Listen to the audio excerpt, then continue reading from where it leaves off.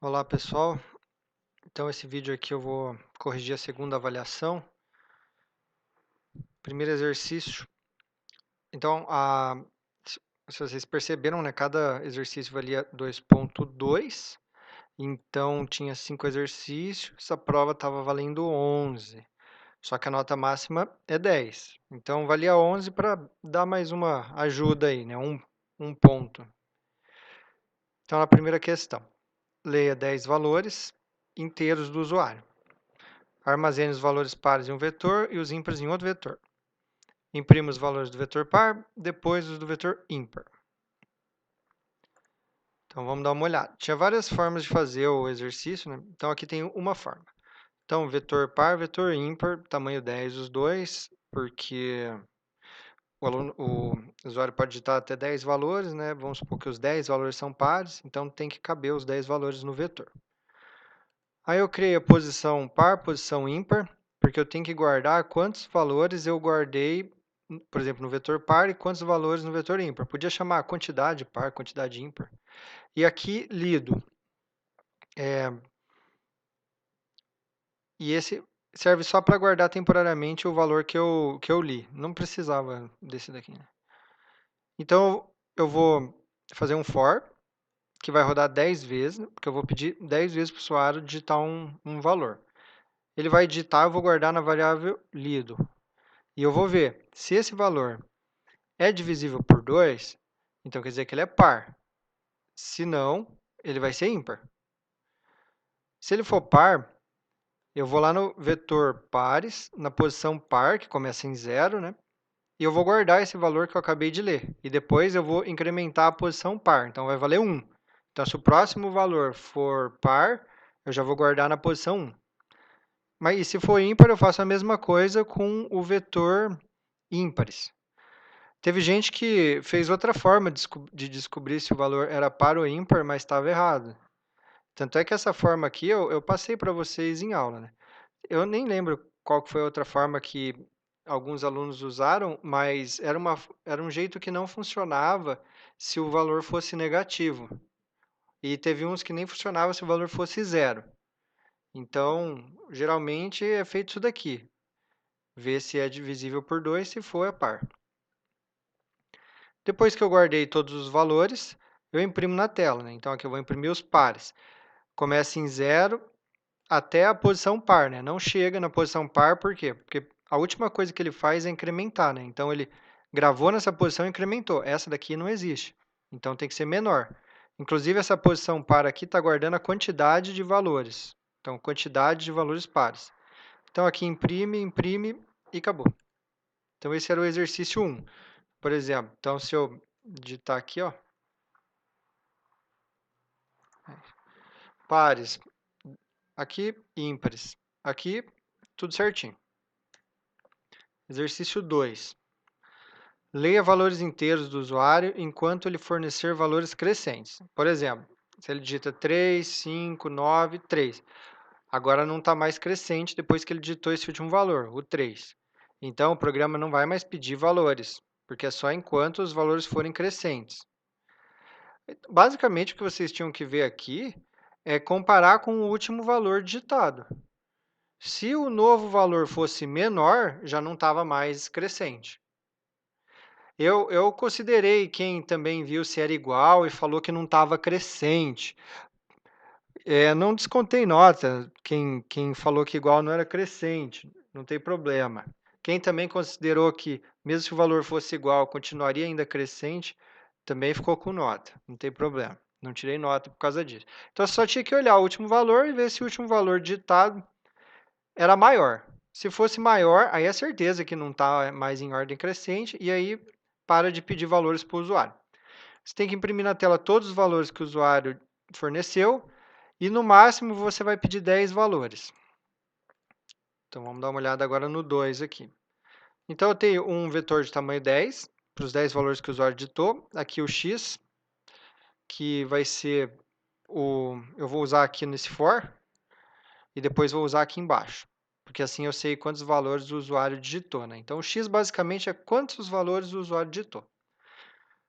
Antes do lado de repetição, eu já peço um valor, que vai ser o primeiro valor. Então, valores 0 aqui. Por que eu já peço aqui? Porque com certeza o usuário vai ter que digitar pelo menos esse valor aqui. E esse valor, o primeiro que o usuário digita, eu não preciso comparar com o anterior, porque não existe valor anterior. Então, por enquanto, está em ordem crescente. Depois, eu começo lá as repetição. Então, eu começo da 1, posição 1, porque a 0 já foi. Aí eu peço, então, para ele digitar um valor. Ele vai digitar na posição 1. Agora, eu comparo. Esse valor que ele acabou de digitar é menor do que o último, o x menos 1 aqui, né? Então, nesse caso aqui, o valor 1 é menor que o valor 0. Se o valor 1 for menor, quer dizer que não está em ordem crescente. Como o x guarda a quantidade de valores digitados, né? X está valendo 1 aqui, e aqui ele acabou de digitar o valor 2, eu faço x mais aqui e saio do laço. Então, ele cai aqui.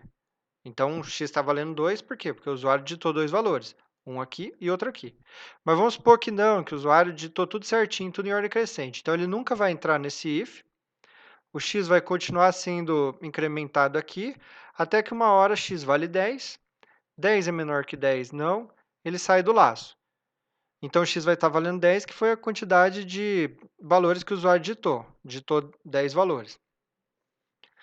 Aí, aqui embaixo, eu vou imprimir todos os valores que o usuário digitou, né? Então, aqui eu criei y valendo 0, y menor que x e imprimo todos os valores.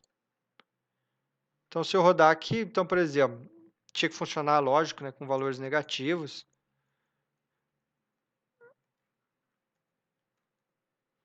Então, tá aqui, ó, todos os valores em ordem crescente. E se não fosse em ordem crescente, ele imprimiria aqui, assim que eu digitei um valor que era menor, ele para. O exercício 3.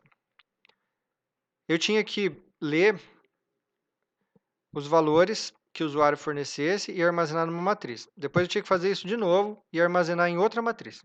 Então, eu vou ter duas matrizes, 3 por 3. Eu tenho que imprimir se as matrizes são iguais. E quantos valores são diferentes. E aqui tinha um exemplo para ficar bem claro, né?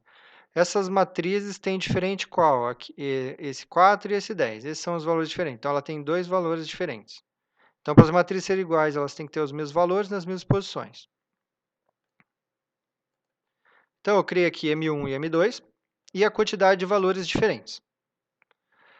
Aqui eu fiz separado em vários fors, só para ficar mais claro, mas nem precisava. Então, primeiro for aqui, primeiros laços, eu peço todos os valores de M1, né, linha e coluna, depois de novo, linha e coluna de M2, depois de novo, eu vou passar por todas as linhas e todas as colunas e eu comparo se M1 é diferente de M2. Se for diferente, eu incremento o valor da variável diferentes. Então, agora tem um novo valor diferente que eu encontrei, né? Então, depois de passar por todos os valores, essa variável vai ter a quantidade de valores diferentes. Então, eu comecei em 0 ela aqui, né? Depois que eu passei por todos os valores, eu vejo quantos valores diferentes eu encontrei. Se eu não encontrei nenhum valor diferente, as matrizes são iguais. Se não, ou seja, eu encontrei alguma coisa, as matrizes são diferentes. E aqui embaixo eu imprimo a quantidade de valores diferentes, que é o que está na variável diferentes. Então, vamos lá. Digitei a matriz 1, agora vou digitar a matriz 2. Vou digitar igualzinho. Então, matrizes iguais, 0 valores diferentes. Agora, vou digitar para a matriz 2, vou digitar só um valor, dois valores diferentes. A última linha vai ser diferente. Então, 4, 5, 6. Aí a última linha vai ser diferente. 0, 0, 0. Então, matrizes diferentes, quantidade de valores diferentes, 3. Exercício 4. Leia 5 palavras e depois as imprima na tela. Também imprima a quantidade de vogais totais, né? Quantidade total de vogais. Então, considerando todas as palavras, as 5 palavras. Aqui eu ainda deixei atenção, né? Vocês devem contar tanto as maiúsculas quanto as minúsculas. Então, as vogais, tanto maiúscula quanto minúscula. Então, tá aqui. Eu estou usando esse string.h para pegar o tamanho da palavra digitada. Eu criei aqui uma matriz para guardar 5 palavras, né? Ou um vetor de strings. Então, vai ter 5 palavras e o tamanho máximo de cada palavra vai ser 50, né? Que já serve, porque o usuário vai digitar tudo certinho, não vai digitar palavras gigantes. Aqui, L, que vai ser uma letra. Eu nem sei se eu estou usando essa... eu ia usar essa variável, aí eu acabei desistindo. Então, não... Deixa eu ver se... Isso. Então, eu acabei nem usando, então nem precisa da variável. Eu tenho o tamanho de cada palavra aqui e a quantidade de vogais.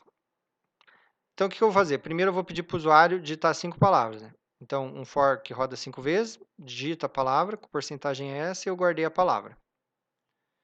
Depois, eu tenho que imprimir as 5 palavras. Então, está aqui de novo, com porcentagem S, estou imprimindo as 5 palavras.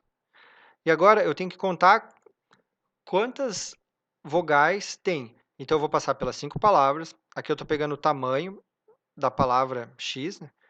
E agora eu vou passar letra por letra da minha palavra X, né? Então, começa em 0 e vai até menor que tamanho. E aí, aqui eu estou verificando se essa letra aí é uma vogal, né? Então, eu tenho que comparar com A, E, U minúsculo e maiúsculo. Se for, eu conto aqui, incremento o número de vogais. Então, eu faço isso para 5 palavras e no final eu imprimo na tela quantas vogais tem no total. Então, fazendo aquele exemplo que estava aqui mesmo, ó, casa, mesa, bola. Casa, mesa, bola, uva, saco. Imprimi todas as palavras, 10 vogais. Isso aí. O último exercício. Crie uma função treinos, que retorne a quantidade de treinos possíveis para uma pessoa em uma academia. Então, tinha que criar essa função com esse nome aqui, treinos. A função treinos não deve imprimir na tela. Então, vocês não podiam imprimir nada na tela dentro dessa função treinos aqui. A forma, e o que ela tinha que fazer? Ela tinha que retornar essa quantidade. A gente vai ver que é um inteiro, então ela tem que retornar um inteiro. A fórmula para calcular os treinos possíveis é A vezes B, em que A vale a quantidade de equipamentos e B a quantidade de exercícios. Então, se na academia tem A equipamentos e o meu treino tem B exercícios, existe essa quantidade de possibilidade de treinos, A vezes B. Na função main, peça para o usuário digitar os valores A e B. Então, não é na função treino, é na função main. E aí, dentro da função main, você tem que usar a sua função treino e imprimir na tela o resultado. Então, está aqui. A minha função treinos, ela retorna um inteiro e ela vai receber dois parâmetros, A e B. Coloquei A e B porque já estava lá mesmo no exercício. Podia ser qualquer nome aqui, né? A, quantidade de equipamentos, B, a quantidade de exercícios. E ela vai me retornar A vezes B, que é a quantidade de treinos possíveis. Aí, na minha função main, eu criei duas variáveis A e B, mas também tanto faz o nome dessas variáveis. Pedi para o usuário digitar a quantidade de equipamentos, a quantidade de exercícios, né? Guardei em A e B. E imprimi a quantidade possíveis de treino, chamando aqui a função treinos, ó, passando os valores que o usuário digitou e ela me retorna e eu imprimo na tela o inteiro. Então, por exemplo, se eu tenho 3 equipamentos e eu tenho que fazer 3 exercícios, eu tenho 9 possíveis treinos. Então, era só fazer A vezes B, né, como o exercício já falava, que já estava certo. Bom, então esses foram os 5 exercícios da prova. Qualquer dúvida podem entrar em contato comigo. É isso aí. Estou corrigindo já a prova. Em breve já lanço as notas. Lembrando que quem quiser fazer a recuperação pode fazer, não tem nenhuma restrição. Tanto o aluno que passou quanto que não passou, o aluno está com 10, está com 0, não importa. Qualquer aluno pode fazer a recuperação. Não perde nota. Se você tirar uma nota menor na recuperação, você fica com a que você já tinha. E na recuperação, funciona assim, ela vale 100% da nota. Então, a nota que você tirar na recuperação é a nota da disciplina. Então, se você tira, vamos supor que você não passou, aí você faz a recuperação e tira 6. Então, você passa na disciplina, porque precisa de 6 para passar. Então, é assim que funciona. O que cai na disciplina? Cai tudo. Basicamente, a mesma coisa que caiu na prova 2, porque a prova 2 já cobrava todo o conteúdo. Então, é isso. O que cai na prova 2 também cai na recuperação. Beleza? Então, gente, até mais.